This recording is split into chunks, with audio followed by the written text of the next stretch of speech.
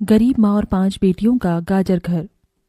बाबूजी, रोटी बना दी है, खा लीजिएगा, मैं खेत पर जा रही हूँ। तभी खटिये पर से बूढ़ा रामा खांसते हुए बोला, अरे बहू, ये ले, मेरी शॉल लेती जा, बाहर बड़ी ठंड पड़ रही है। नहीं बाबूजी, इसकी जरूरत आपको ज्यादा है, क्योंकि घर में ओढ़ने को एक भी कंबल नहीं। माँ, आज हम तीनों भी आपके साथ चलेंगे खेत पर बच्चों, तुम्हारे पास स्वेटर भी नहीं, सर्दी लग जाएगी। माँ, जल्दी तो आपको गुलिया दीदी और तानी दीदी को भी लगेगी। अगर हम जब एक साथ मिलकर खेत पर काम करेंगे तो ज्यादा पैसे आएंगे और फिर हम कंबल खरीद लेंगे। मेरा राजा बेटा कितना समझदार हो गया है, माँ के दुख को समझने लगा है। सरिता अपने बच्चों के साथ खेत पर आती है, जो कि जंगल के पास पड़ता था। बच्चों, हमें आज के आज खेत जोतकर गाजर की फसल बोनी है। सरिता की चारों बिटिया और राजा भी कड़ी मेहनत से बंजर खेत को जोतते हैं और फिर सब मिलकर खेती करते हैं। दिन बीतते हैं। एक रोज जब सरिता घर आती है तो वो अपने पति को घर में जुआ खेलते देखती है। अरे बिरजू, भूख लगी है। ये ले, दारू 2 घूंट मार ले। अरे खाली दारू, इसके साथ कुछ चखना मिल जाता तो मजा आ जाता। अरे देख बिरजू, तेरी लुगाई आ गई। बिरजू को घर में जुआ खेलते देखकर सरिता बौखला कर बोली, अजी, तुमको शर्म नहीं आती? घर में जुआ खेलते और दारूबाजी करते। तो फिर बोली, अरे जानती नहीं, पति परमेश्वर होता है और पत्नी की जगह पति के पैरों में होती है। चल जल्दी से मेरे लिए अंडा ऑमलेट बना और गरम रोटी भी। तुम्हें अब मुफ्त का खिलाने को राशन नहीं मेरे पास। 6 बच्चे हो गए हैं, जानती भी हो इन सब का पेट कितनी मुश्किल से पाल रही हूँ मैं। तुम्हें तो जिम्मेदारी से मतलब ही नहीं। घर में बूढ़ा बीमार पिता है, तुम तो कमाने गए थे ना, फिर क्या हुआ? आते ही पैसे मांगने लगी। पति ने खाया पिया कि नहीं ये तेरा बाप पूछेगा। नशे में धुत बिरजू सरिता से अकड़ते हुए अपनी चमड़े की चप्पल निकालकर उसे बहुत पीटता है।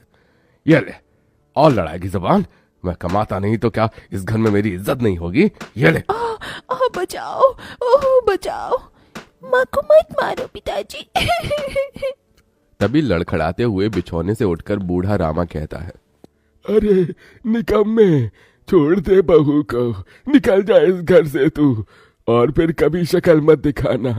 अरे ये मेरा घर है, मैंने बनाया है इसे। बिरजू चला जाता है। तभी रामा रोते हुए बोलता है, अरे जाने कैसे उड़ाऊं बेटे को जन्म दे दिया है मैंने। मेरे हाथों भारी गलती हो गई जो इसे तेरी शादी कराई। बहू माफ कर दे मुझे। पर उस 5 बेटियों की गरीब माँ का दुख इतना ही नहीं था कि एकदम से जोरदार तूफान उठा और झोपड़ी की छत हवा के झोंके से उखड़ कर गिर गई। हे भगवान, इतना भयंकर तूफान! तानी, गुड़िया, अंजू, तुम तीनों सोनी, राजा और मुनिया को लेके बाहर निकलो, मैं दादाजी को लेकर आती हूँ। उठिए बाबूजी। नहीं बहू, तू जा, मेरा समय आ गया है। तुझे उन 5 बच्चों की सौगंध, तेरे बाद उन्हें देखने वाला कोई नहीं। जा बहू, जा। सरिता के बाहर निकलते ही पूरी झोपड़ी गिर जाती है। सरिता छाती पीट पीट कर रोने लगती है। बाबूजी, अरे कैसा निर्दयी है रे तू ऊपर वाले। क्या मिला आखिर, क्या मिला तुझे मेरा घर उजाड़ कर? तू खुद तो अपने घर में सो रहा है और मेरी 5 बेटियों को बेघर कर दिया। जवाब दे, तू बोलता क्यों नहीं? सरिता को टूट कर रोता देखकर उसकी 5 बेटी भी बिलख बिलख कर रोती है। चुप हो जाओ माँ, रो मत। माँ, मुझे जल्दी ठंड लगती है। हे भगवान, इतनी बर्फ गिर रही है, मुझे इस ठंड से अपने बच्चों को बचाना होगा। सरिता सबका दरवाजा खटखटाती है, मगर कोई भी मुसीबत में उसकी मदद नहीं करता। हार कर वो अपने जंगल वाले गाजर के खेत में आ जाती है और सब रात भर ठंड से कांपते ठिठुरते हुए बीतती है। माँ, बहुत भूख लगी है। हाँ माँ, मुझे भी भूख लगी है। तभी सरिता की सबसे बड़ी बेटी तानी खेत में देखती है जहाँ लाल लाल गाजर उगे थे। देखो माँ, हमारे खेत में तो गाजर तैयार हो गए हैं। फिर तानी अपने सभी भाई बहनों को गाजर तोड़ कर देती है। ये लो मेरी बहनों, गाजर खा लो। अपनी बेटियों को ठंड में ऐसे देख उस गरीब माँ का मन अपार दुख से भर जाता है।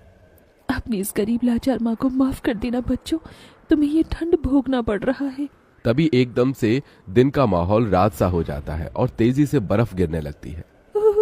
बाप रे बाप, एकदम से इतनी ठंड, ऐसी तो बिना घर के हम बच नहीं पाएंगे।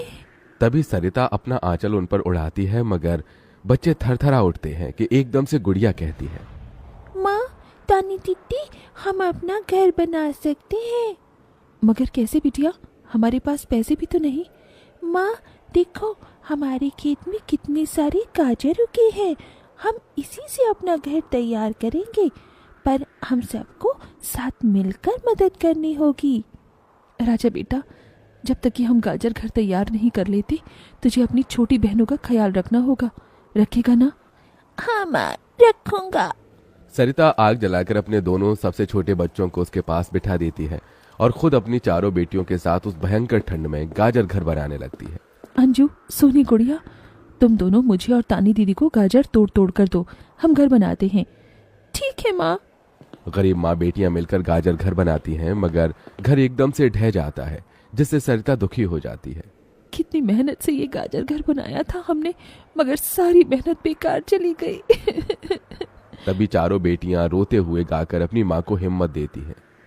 जिंदगी की यही रीत है, हार के बाद ही जीत है, थोड़े आंसू है थोड़ी हंसी, आज गम है तो कल है खुशी, जिंदगी की यही रीत है, हार के बाद ही जीत है। मेरी बच्चियों।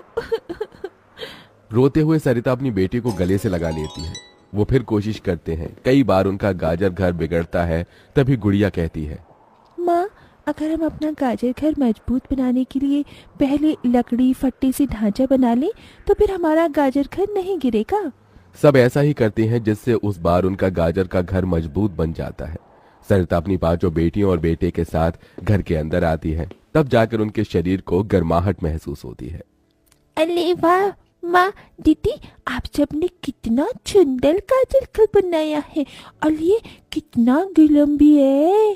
तभी सरिता अपने बेटे बेटियों का मुंह देखती है, सबकी आंखों में भूख थी। मैं जानती हूँ तुम सबको भूख लगी है ना, अपनी माँ को एक दिन दे दो, मैं कल काम ढूंढ लूंगी। ठीक है, आज हम ये गाजर खाकर सो लेंगे। आप भी खा लो ना माँ, आपने 2 दिन से कुछ नहीं खाया। सोनी अपने नन्हे हाथों से अपनी गरीब माँ को गाजर खिलाती है। अगले दिन सरिता ठंड में इधर से उधर काम ढूंढने भटकती रहती है, मगर कोई उसे काम नहीं देता। इधर अब उसके खेत के गाजर भी खत्म हो गए थे, जिससे उसकी बेटियां भूखी थी और उसकी दुधमुही बेटी भूख से रोई जा रही थी। माँ, मुन्ना को भूख लगी है, उसे खाना चाहिए। छोटी बच्ची खाना नहीं खाती राजा, इसे दूध पीना है। हे बसुरी बजैया, एक माँ की ममता की इतनी भी परीक्षा मत लो कि वो अपने बच्चे को दूध भी ना पिला सके। तभी सरिता को द्वार पर एक गाय के रंभाने की आवाज सुनाई दी। माँ, लगता है बाहर गाय आई है। सरिता अपनी बेटियों के साथ बाहर आकर देखती है तो गाय के थन से दूध की धारा बहे जा रही थी। इस गाय के थन में कितना दूध गिर रहा है। सरिता गाय का गर्म दूध अपनी बेटी को पिलाती है। तभी गाय उसके खेत में जाकर गोबर कर देती है, जिससे एकदम से जादू होता है और खेत लाल चमकदार गाजर से भर जाता है। माँ, ये तो कोई जादुई गाय लगती है। देखो, हमारे खेत में कितने गाजर हो गए। हाँ गुड़िया, मैं जादुई गाय हूँ, मुझे वरदान प्राप्त है। जिस भी बंजर खेत में मैं गोबर करूंगी, वो फसल से भर जाएगी।